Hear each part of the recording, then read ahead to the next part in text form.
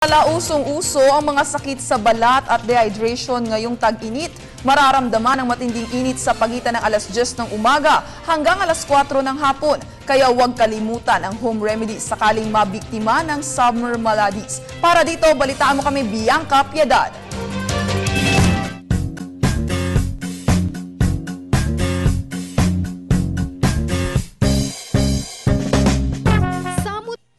Bakasyonan at trips ang nakalista sa mga aktibidad nating mga Pilipino ngayong summer. At dahil napakainit ng panahon, unang-una na dito ang beach outing. Ano man ang hilig nyo, huwag kalimutan ang panlaban sa summer disaster gaya ng sunburn at heat stroke.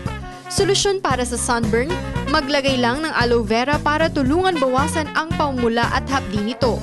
Maaari din ito lagyan ng pipino dahil sa cooling effect at ice pack o baking soda sa cool compress. Maligo rin ng malamig na tubig pero gumamit ng mild soap. At ang paulit-ulit na sinasabi ng mga doktor, uminom ng maraming tubig. Huwag rin ipagwalang bahala ang heat stroke dahil maaari itong ikamatay. Sintomas nito ang pananakit ng ulo, pagkahilo at labis-labis na pawis. Mainam na panlaban dito ang pagkain ng saging at pagsama ng asin sa diet para mapalitan ang nawalang electrolytes sa katawan.